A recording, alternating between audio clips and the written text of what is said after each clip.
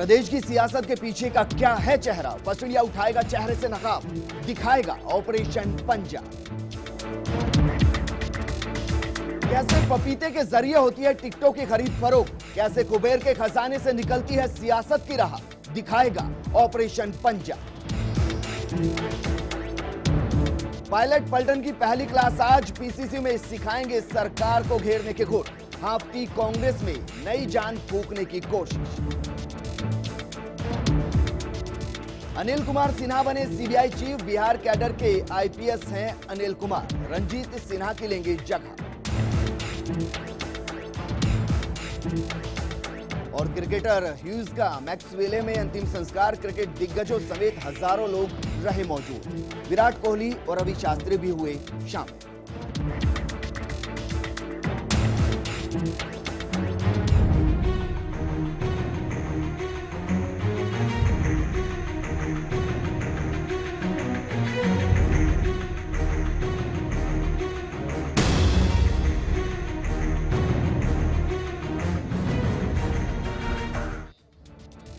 नमस्कार, मैं विजेंद्र सोलंकी। आज फर्स्ट इंडिया करेगा एक ऐसा खुलासा जो आपको बताएगा आखिर क्या है सियासत के अंडरवर्ल्ड की कहानी। कैसे सियासत में जो दिखता है वो झूठा होता है और जो नहीं दिखता असल में वही सच्चाई होती है। यानी सियासत के वो दो चेहरे, एक जो सबके सामने होता है और एक जो दिखाई ही नहीं देता। यानी खुलासा पर्दे के पीछे का, वो खुलासा जिसको करने में फर्स्ट इंडिया की टीम ने काफी रिस्क लिया, लेकिन राजनीति की, सियासत की और टिकटों के पीछे की कहानी आखिर है क्या, ये बताने के लिए हमने ये रिस्क भी उठाया ताकि आप तक हकीकत पहुंचाई जा सके। आज फर्स्ट इंडिया आपको दिखाएगा कि कैसे राजनीति में भी अंडरवर्ल्ड की जैसी भाषा बन चुकी है। यहां जिक्र पपीतों का होता है, बच्चों का होता है, लेकिन असल कहानी क्या है ये हम आपको बताएंगे ऑपरेशन पंजा में।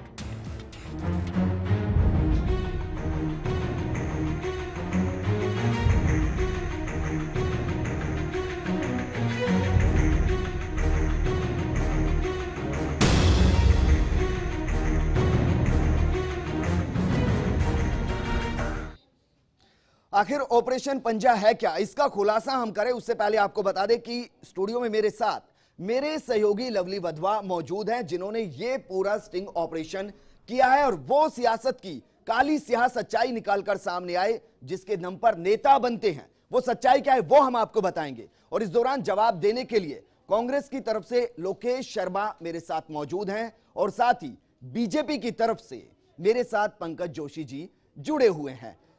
लोकेश जी, सबसे पहले सवाल मैं आपसे करूंगा, ये पूरा खुलासा करें उससे पहले, राजनीति में जब कोई नेता चुना जाता है, किसी को प्रत्याशी बनाया जाता है, तो पैरामीटर्स क्या होते हैं? उसकी काबिलियत, ईमानदारी, बड़े नेताओं से उसका जुड़ाव, रसूखदार होना या फिर कुछ और? देखिए, काबिलियत तो बहुत सीधी सी बात है कि राजनीति में सबसे पहली काबिलियत होती है जिताऊ उम्मीदवार, क्योंकि राजनीति का मतलब सिर्फ और सिर्फ ये नहीं है कि हम उम्मीदवार खड़ा करें और वो किसी न किसी रूप में कमजोर हो। तो सिलेक्शन का आधार पूरे तरीके से एक तो स्थानीय होना चाहिए, जिस भी तरीके के चुनाव है, चाहे वो विधानसभा के हैं, लोकसभा के हैं या नगर निगम के हैं, स्थानीय वहां का नागरिक हो, स्थानीय बाशिंदा हो, वो पहली प्राथमिकता होती है। चलिए लोकेश जी, यानी कि आपके हिसाब से काबिलियत यहां पर मैटर करती है। जरा आपको दिखाएंगे कि ऑपरेशन पंजा के अंदर कांग्रेस इस पैरामीटर पर कितना खरा उतरती हुई दिखाई देती है। पंकज जी, सवाल मेरा आपसे, बीजेपी जब टिकटों का बंटवारा यहां पर करती है तो पैरामीटर्स क्या बीजेपी यहां पर तय करती है? देखिए, भारतीय जनता पार्टी अपने आंतरिक लोकतंत्र के तहत जो है पूरी एक प्रक्रिया अपनाती है। उस प्रक्रिया के तहत ये बात बिल्कुल सही है कि जो कैंडिडेट होता है वो जिताऊ भी हो, टिकाऊ भी हो।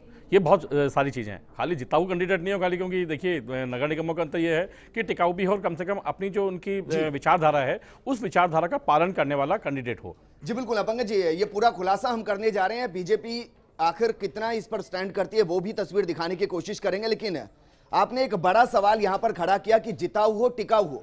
लोकेश जी, सवाल मेरा यह है, इससे पहले खुलासा करूं, क्या इसके साथ एक शब्द और जोड़ दिया जाए कि वो कमाऊ भी हो? कमाऊ उस नेता के लिए भी जो उसको टिकट दिला रहा है और कमाऊ उस पार्टी के लिए भी जो उसको टिकट दे रहा है, ताकि बाद में पैसा आराम से जनता से लूटा जा सके। क्या कमाऊ शब्द भी इसके साथ जोड़ सकते हैं? देखिए, कमाऊ शब्द तो किसी भी रूप में राजनीतिक परिदृश्य में नहीं जोड़ा जाना चाहिए और ना ही जोड़ा जा सकता है। लेकिन अगर क्या किसी भी लोकेश रूप जी में वो चेहरा है जो आम जनता के सामने हमेशा रखा जाता है? हम पिछले चेहरे की यहां पर बात करें, क्या वाकई में कमाऊ उम्मीदवार होना और यहां पर रिश्वत का खेल ना होना, कांग्रेस इस पर स्टैंड करती है? बिल्कुल, हम यही मानते हैं। कांग्रेस पार्टी इस परंपरा का पालन करती आई है हमेशा से कि आइडियोलॉजी में विश्वास रखने वाले प्रत्याशी को ही टिकट दिया जाएगा, उम्मीदवार को चुनाव में मैदान में उतारा जाएगा। और वो कितना सर्वगुण संपन्न है, यानी उसकी एजुकेशन क्या है, क्वालिफिकेशन क्या है, और वो कितने लंबे समय से पार्टी के लिए काम कर रहा है, और इन कितनी सभी बातों रिश्वत को वो दे आधार सकता रखकर है, ये खुलासा हम आपको ये सामने करेंगे कि आखिर ऑपरेशन पंजा के पीछे की कहानी क्या है। लवली, मैं आपसे सीधा सा सवाल यहां पर करूंगा क्योंकि आपने पूरा का पूरा स्टिंग ऑपरेशन किया है। हम अपने दर्शकों को दिखाएंगे कि आखिर किस तरीके से सियासत के मोहरे बिछाए जाते हैं और किस तरीके से कुबेर के खजाने से निकलकर सियासत की राह पर नेता यहां पर चलते हैं।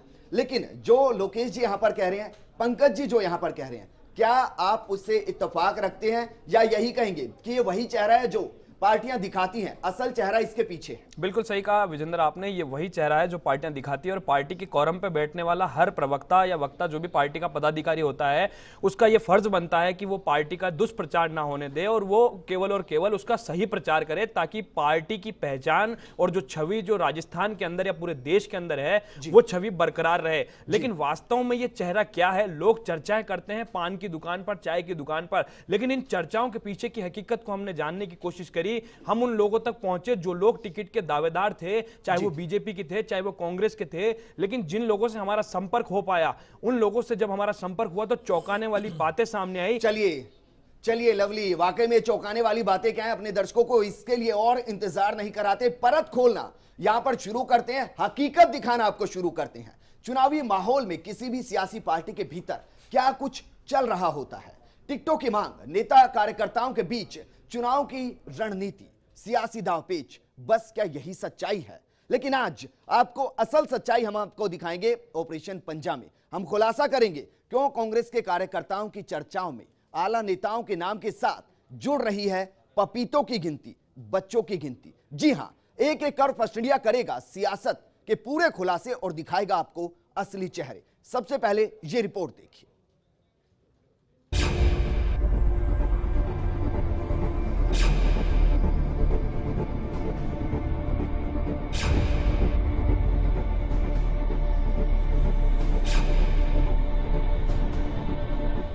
विधानसभा फिर लोकसभा में मिली करारी शिकस्त के बाद उपचुनाव में जीत का मिला टॉनिक। इसके बाद आए निकाय चुनाव के आखिर क्या सियासी मायने हो सकते हैं, इसका अंदाजा कोई भी लगा सकता है कि आखिर इन चुनावों का कितना महत्व होगा। लेकिन ऑपरेशन पंजा में हम आपको बताएंगे कि नेहरू और गांधी के विचारों की पार्टी कांग्रेस के नेता और कार्यकर्ताओं के बीच इन निकाय चुनाव में क्या कुछ चल रहा था अंदर खाने। तमाम दावों के बावजूद क्यों हवा हो गई नतीजों की कहानी।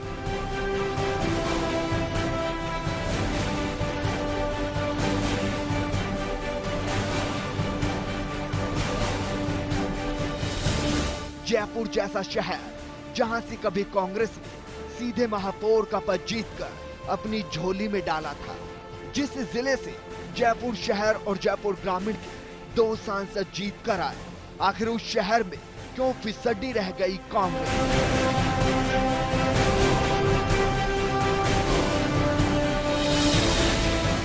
दावे तो ये भी थे कि बीजेपी की अंदरूनी कलह का फायदा उठाकर अगर बोर्ड बनाने का मौका मिल जाए तो वो भी मौका देखा जाएगा। लेकिन नतीजों ने कांग्रेस को इस कदर धूल चटा दी कि आने वाले कई सालों में संभल जाए तो शुक्र मनाइएगा।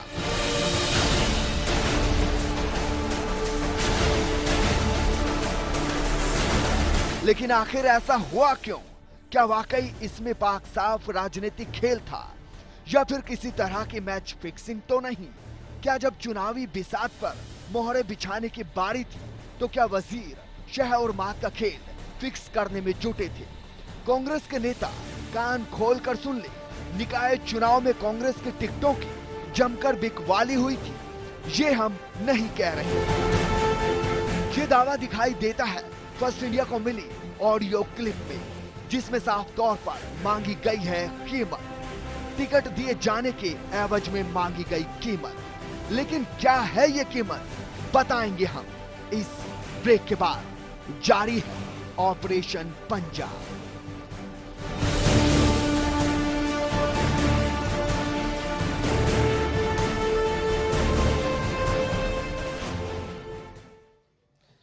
तो ऑपरेशन पंजे के अंदर हम लगातार खोलते चले जाएंगे कि आखिर किस तरीके से पार्टियों के अंदर टिकटों का बंटवारा होता है और किस तरीके से कुबेर के खजाने से नेता निकलते हैं और सामाजिक कार्य करने की वो बात करते हैं। सुना आपने कांग्रेस के नेता और कार्यकर्ताओं में टिकट को लेकर क्या कुछ चल रहा है। आला नेताओं की दिन ब दिन बैठकें हुई, पीछे कार्यकर्ताओं को क्या मैसेज दिया गया, ये हम आपको बताएंगे। पार्टियों के सियासी खेल में शह और मात दोनों बिक रही हैं और मोहरा बन रही हैं कांग्रेस के कार्यकर्ता। चलिए आगे बढ़ते हैं और बताते हैं कि आखिर वो कौन कौन से किरदार हैं जो इस कहानी के अहम रोल अदा करते हुए नजर आ रहे हैं। सबसे पहले ये देखिए कि आखिर जो खुलासा हम कर रहे हैं उसके हीरो कौन है, विलन कौन है और किरदार कौन है, जरा देखिए। कहानी वार्ड 68 की। कहानी के किरदार है नवाब अली, वो बनना चाहते हैं पार्षद। कहानी के दूसरे किरदार हैं शाकिर आजाद, जो कि कांग्रेस के ही मनोनीत पार्षद रह चुके हैं।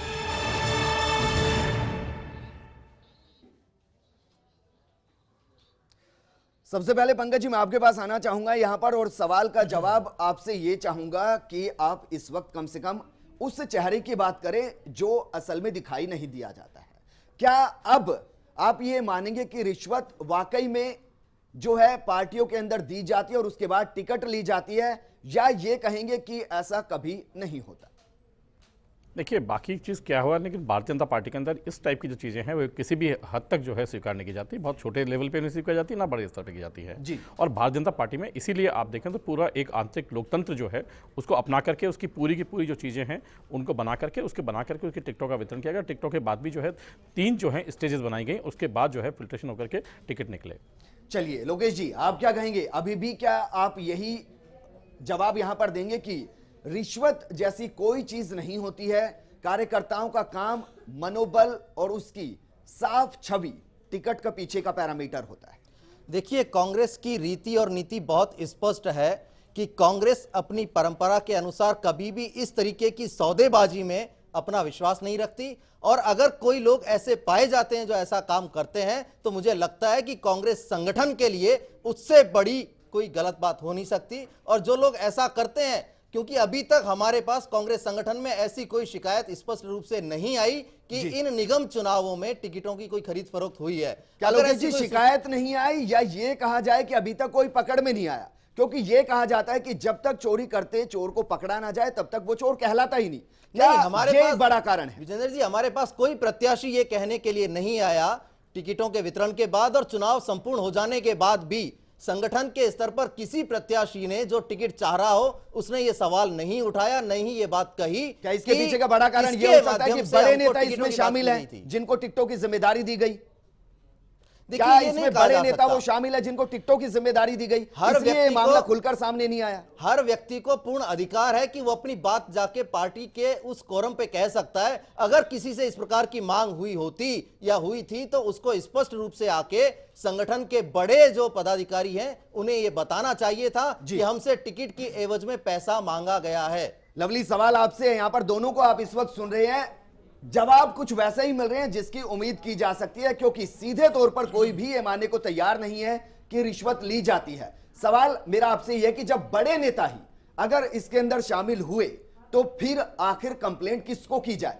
क्या यहां पर ऐसा कुछ होता हुआ दिखाई देगा? पूरा खुलासा हम करेंगे, लेकिन सवाल मेरा आपसे सिर्फ इतना है, क्या बड़े नेता इसके अंदर अगर शामिल होंगे तो शिकायत किससे करें? देखिए आपने बहुत बढ़िया ये सवाल का जिक्र किया है कि बड़े नेता जब इस पूरे के पूरे ऑपरेशन के अंदर ही शामिल हैं, बड़े नेताओं का जिक्र इसके अंदर हो रहा है, एक विधायक और एक एमपी जैसे चुनाव लड़ने वाले दावेदारों के नाम का जिक्र यहां हो रहा है, यानी यूं कह सकते हैं वो पराजित प्रत्याशी हैं कांग्रेस के, उनका जिक्र यहां पर हो रहा है। तो कहीं ना कहीं जो आम और छोटा कार्यकर्ता है जो पार्षद का सपना देख रहा है या पार्षद बनने का सपना देख रहा है, वो अपने लिए आसान राह को चुनना चाहेगा। यानी कि वो यही चाहता है कि कहीं ना कहीं या तो वो पार्षद किसी तरीके से पार्षद का टिकट लेकर के चुनाव जीत जाए, और ऐसे में जब जिस समय लहर की बात कही जाती हो, जब कांग्रेस ये कहती हो कि राजस्थान के अंदर और हिंदुस्तान के अंदर मोदी की लहर चल रही है, ऐसे समय में भी अगर कोई कार्यकर्ता टिकट मांग रहा है तो कहीं ना कहीं वो पार्टी का वफादार कार्यकर्ता है, लेकिन उसे अपनी छवि को चमकाने के लिए अपनी गाड़ी कमाई, यानी कि वो जो बोनस के रूप में जो पैसा दे रहा है, जो काला धन वहां तक पहुंच रहा है कांग्रेस के बड़े नेताओं तक,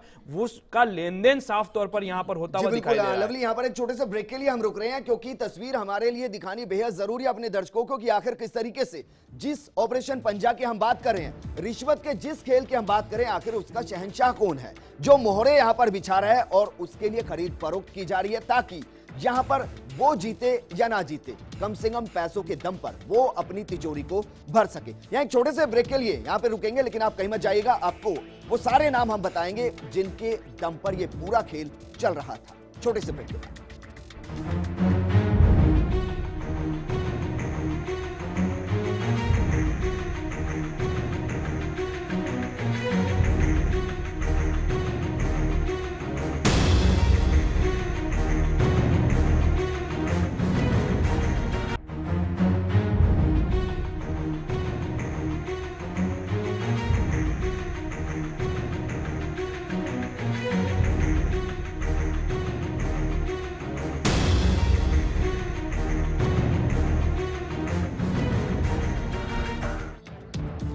ऑपरेशन पंजा में ब्रेक के बाद आपका स्वागत है। हम आपको बता रहे हैं किस तरीके से रिश्वत का खेल पूरे जयपुर के अंदर यहां पर रचा गया और कैसे टिकटों की खरीद फरोख्त की गई। इस वक्त स्टूडियो में मेरे साथ आम आदमी पार्टी से मुल्क राज्य भी जुड़ चुके हैं, क्योंकि कांग्रेस और बीजेपी पर हमेशा वो आम आदमी पार्टी वार करती आई और सबसे बड़ा वार भ्रष्टाचार का किया जाता है, रिश्वतखोरी का किया जाता है। इसलिए हमने इस पूरी बहस के अंदर उनको भी जोड़ने की कोशिश की, उनसे सवाल करें। उससे पहले हम आपको दिखाते हैं, खुलासा कर रहे हैं कि आखिर क्या चल रहा है कांग्रेस के भीतर पार्षद की एक अदद टिकट पाने के लिए।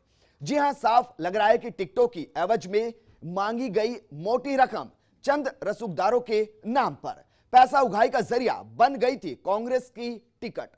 दिलचस्प बात तो यह है कि टिकट के एवज में मांगे गए थे पपीते। ये पपीते के पीछे की कहानी क्या है, जरा देखिए।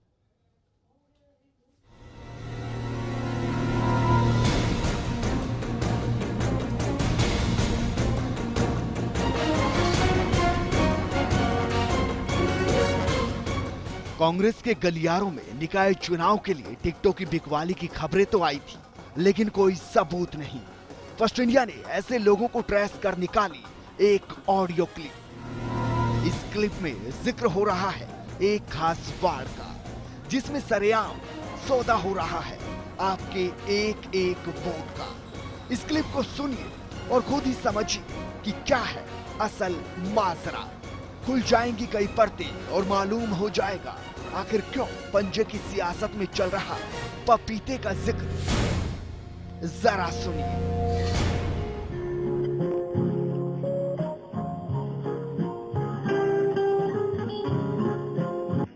शाकिर, सलाम अलैकुम। वालेकुम। हाजी साहब, छोटा भाई हूँ मैं आपका। हाँ नवाब भाई, क्या सूचना है? अभी कोई सूचना नहीं है साहब, पता नहीं क्या हो रहा है, समझ से बाहर है अब की बार। आज कोई मीटिंग है? ना कांग्रेस ने अब मीटिंग नहीं, अब तो सारे से हैं, सिर्फ कुछ नाम ऐसे हैं जी जो लास्ट मोमेंट पे बीजेपी के कैंडिडेट देख के बदलेंगे, बाकी करीब करीब सारा फिक्स है। तो नेताजी जाएंगे क्या जो कुछ नामों पे? अगर बुलाएंगे तो जाएंगे, इनके वार्ड में हुए तो वो नाम। अच्छा, तो ये उम्रदराज बिल्कुल पक्का समझो या कुछ है गुंजाइश? नहीं यार, कोई पक्का ही है, अब इसको नहीं है कोई मामला। अच्छा, पक्का ही है। हम लोगों ने प्रोजेक्ट के साथ जो वार्ड कर रही है उसको टिकट कैसे दे रहे हो पीसीसी पे। हाँ हाँ, मीटिंग भी हुई है। आपका तो क्या जो भी आ रहा है ना, मुझे वो ये कह रहा है कि भाई साहब देखना बेरंग लौटाएंगे इसको है जी। जो भी आ रहा है ना ईदगाह से, वो यही कह रहे हैं कि इसको बेरंग लौटाएंगे। भाई साहब हमें हमारी राजनीति खत्म थोड़ी करनी है यार। हाँ, बात तो आपकी सही है, लेकिन हम तो परसों से इतने खुश हो गए। हमारे हाजी साबुद्दीन से मैंने कहा था, मैंने कहा शाकिर भाई का फोन आया था और अल्लाह से उम्मीद है। नहीं तो अजी कल उमरराज भी आया था भाई साहब के पास। अच्छा, उमरराज आया था कल भाई साहब के पास? हाँ, अच्छा। बोला कि मुझे बैठा हूँ, मैं आपको सच बता रहा हूँ, बोला कि आप अगर चाहो पार्टी के लिए तो मैं कुर्बानी दे सकता हूँ और मुझे मेरी बीवी का टिकट दे दो आप यहाँ से, मैं उसको छोड़ दूंगा। अच्छा, बीवी का मांग रहा था? हाँ बिल्कुल, यार आपके पास खबर सही है ये? हाँ, एक्चुअल में क्या है कि उसको लग गया कि मेरी पार नहीं पड़ने वाली वहाँ, जी जी जी जी जी, इसलिए। और यहाँ का टिकट हो गया आसान, यहाँ बीजेपी की कैंडिडेट ही नहीं है कोई, टिकट मिलते ही मजा आ जाएगा। हाँ। बंदा हूँ यहाँ पे टिकट देख लो, कर लो भाई साहब से बात, आज कोई लास्ट मीटिंग कही है, गुंजाइश हो तो, जो कुछ टिकट बाकी रह रहे ना उन पे कोई गुंजाइश हो तो देख लो, बात कर लो। अगर ईदगाह वाली की बात हुई ना तो जरूर वो आपका पक्ष रखेंगे। नहीं, मैं आपको, सुनो मेरी बात, हो सकता है मेरी बात में आप वजन नहीं समझ रहे हो, तो मैं मेरे हाजी साबुद्दीन नहीं पपीते वाले। अजी नहीं, वो मुझे सारा मालूम है, आपकी पल पल की रिपोर्टें आ रही है हमारे पास, तो बहुत सही स्टेप चल रहे हो आप लगातार और इस हिसाब से बढ़ रहे हो। टिकट मिल जाए तो कोई रोकने वाला नहीं है, और टिकट नहीं भी मिले तो आप बहुत बढ़िया टक्कर में, सारी रिपोर्टें आती रहती है। दरअसल बात ये, हाजी साबुद्दीन के पास ही आया हुआ हूँ मैं, थोड़ा अलग से बात कर रहा हूँ उन्हों से, तो वही फोन लगवा रहे थे, वो कह रहे थे नवाब अगर तो तेरी बात में कोई हो सकता वजूद वजन कम समझ रहे हो साकिर भाई, तो नहीं वजन की बात नहीं, अब करीब सारे टिकट क्लियर हो चुके हैं, बस कहीं अगर आई ना तो भाई साहब के नोटिस में है वो बात कि भाई नवाब भाई वहाँ बैठ के पाला देने की कंडीशन में है, तो वो अगर जैसे उम्मीदवार अगर बैक हुआ तो वो आपका नाम ही डालेंगे बस। तो ये एक मिनट तुम लाइन पर हो, वो 10 की आवाज में तुम्हें भाई हाजी साबुद्दीन से मिलवा दो। नहीं वो कोई बात नहीं है, वो कोई बात नहीं है, अब हमारे भाई है यार, वो कोई बात नहीं। दुआ सलाम तो कर लियो, तो सामने आ गए तो बात कर लो। सलाम वालेकुम भाई साहब, क्या हाल है? बस अल्लाह करम, और दिन के बाद मुलाकात ही नहीं हुई आज से भी। हाँ कल आए थे आपके नेता जी, आए थे कल, तो वो डरे थे साहब। अच्छा, हाँ ये कह रहे थे कि भाई साहब मेरा टिकट तो रहने दो, चाहे मेरी वाइफ का करा दो। भाई ने कहा यार पहले तू ईदगाह चिल्ला रहा था, अब तू कह रहा है कि साहब मेरा रहने दो। बोला भाई साहब मतलब जाल है, पूरा जाल, जिसको देखो जिस घर में जाओ यार हम तो स्थानीय को चाहते हैं, स्थानीय को चाहते हैं, तो किसी को मनाऊं? तो बोला गुंडों को साथ ले घूमता हूँ, शरीफ लोग नाराज हो जाते हैं, और शरीफ लोगों के पास जाते वो कहते हैं यार हम किसके पास कहा जाएंगे, शरीफ सारे आदमी में तो कोई यहीं का आदमी चाहिए, बड़ी मुसीबत में फंस गया हूँ। तो क्या और जगह भी गया होगा, अगर उसको जुगाड़ बैठा 99% तो नहीं बैठेगा। देखो अगर 1% का जुगाड़ बैठा तो फिर अपन क्या है, नवाब भाई का नाम ही डालेंगे उसमें। हाँ देखो आपके पपीते रखे हुए हैं 10, हाँ देखो आपके पपीते रखे हुए हैं 10, हाँ देखो आपके पपीते रखे हुए हैं 10। नहीं उसकी कोई दिक्कत नहीं है, अब तो अपना व्यवहार ही भाई जैसा हो गया। अच्छा, उसकी कोई दिक्कत नहीं है ना। ठीक।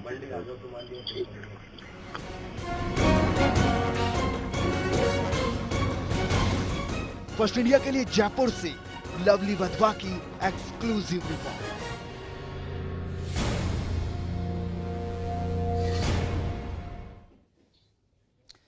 तो ये अधूरा सच अभी तक आपके सामने आए, पूरा सच फर्स्ट इंडिया लेकर आएगा। लेकिन लोकेश जी सवाल मेरा आपसे यह है कि भला कांग्रेस पपीतों की राजनीति कब से करने लगी? इसमें मुझे कोई राजनीति नहीं दिखाई दे रही है। जहां तक पपीते का सवाल है, पपीता फल है खाने के लिए, और वो कह रहे हैं आपके पपीते रखे हैं तो ले जाइएगा आप। तो क्या टिकट इतनी सस्ती हो गई है कि 10 पपीते में 1 टिकट कांग्रेस दे देगी? उन्होंने ये नहीं कहा कि इन पपीतों के बदले आप टिकट दे दीजिएगा, उन्होंने तो बहुत सीधे और सरल स्वभाव से ये कहा कि आपके पपीते रखे हुए हैं, और उसी का जवाब उन्होंने दिया कि ठीक है कोई बात नहीं, आपके साथ भाई लोकेश जी जो कुछ आप इस वक्त बोल रहे हैं सोच समझकर आप बोलिएगा, क्योंकि पब्लिक के बीच आप बोल रहे हैं। ये मैंने पहले कहा, ये अधूरा सच है।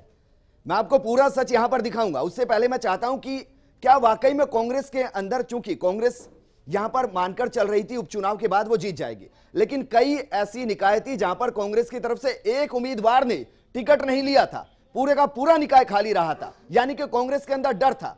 क्या बड़े नेता इसको पैसा कमाने का जरिया यहां पर बना रहे थे, मोटा पैसा यहां पर कमा रहे थे? 2 चेहरे हमने आपको यहां दिखाए हैं। एक शाकिर है, भली भांति आप उनको जानते होंगे, दूसरे नवाब है जिनको टिकट चाहिए था। फिर से सवाल मैं आपसे कर रहा हूं, क्या पपीतों के जरिए यहां पर खरीद फरोख्त की जा रही थी? देखिए बहुत स्पष्ट सी बात है, जब हम राजनीतिक परिदृश्य में ये सारी बात कर रहे हैं तो उसका जवाब मैं आपको देना चाहता हूं कि इस प्रकार की कोई शिकायत हमारे पास नहीं आई। और जो आप इस चैनल के माध्यम से, स्टिंग के माध्यम से दिखा रहे हैं, कि आप लगातार कह रहे हैं कि अभी ये आधा सच है, पूरा सच सामने आने दो, तो जैसे ही आपका पूरा सच सामने आता है तो ये निश्चित तौर पर मानिएगा कि कांग्रेस पार्टी में ऐसा कोई शख्स नहीं बचेगा। अगर किसी ने ऐसी कोई हरकत की है कि टिकट को लेकर खरीद फरोख्त की बात की है या खरीद फरोख्त को आधार बनाया है, तो निश्चित रूप से कांग्रेस पार्टी में इतना आंतरिक पूरे तरीके से कहते हैं एक लोकतंत्र है और आला कमान तक ये बात पहुंचाई जाएगी कि इसकी जानकारी सबको हो और इसकी वस्तु स्थिति का पता चलना चाहिए। जी बिल्कुल, यानी बिल्कुल, पूरे तौर बिल्कुल, पर अगर पंकज जी, मैं जांच आपसे नहीं यहाँ पर होती है, जवाब चाहूंगा। जांच का विषय है कांग्रेस ये, लगातार अगर इस बीजेपी को प्रकार की घेरती आई शिकायतें आ कि रही हैं, महंगाई तो हो ये गई, जांच का महंगाई विषय हो है। गई। क्या महंगाई इतनी ज्यादा हो गई कि 10 पपीतों के अंदर टिकट मिल रहा है? देखिए, मैं फिर यही कहना चाहता हूं कि अगर ये बात सच है और आपके स्ट्रिंग के माध्यम से ये दिखाया जा रहा है, जनता के सामने ये सच्चाई पेश की जा रही है, तो ये विषय जो है पूरे तरीके से जांच का विषय है कि कांग्रेस के अंदर बैठकर कांग्रेस के नेता अगर इस तरीके से कर रहे हैं तो मुझे लगता है लोकतांत्रिक व्यवस्था के लिए बहुत बड़ा खतरा साबित होगा। चलिए चलिए चलिए, आप शायद अभी भी इस चीज को मानने के लिए तैयार नहीं है। पूरा सच हम आपको दिखाएंगे। आज छोटे से ब्रेक के लिए रुक रहे हैं और ब्रेक के बाद आपको दिखाएंगे कि आखिर पपीते के पीछे की कहानी क्या है, क्योंकि ये तो आप भी मानेंगे कि कम से कम महंगाई की बात कांग्रेस कितनी ही करे, बीजेपी को घेरने की कोशिश भी कितनी करे, लेकिन कम से कम महंगाई इतनी नहीं हुई है कि 10 पपीतों में एक टिकट दे दिया जाए। छोटे से ब्रेक के बाद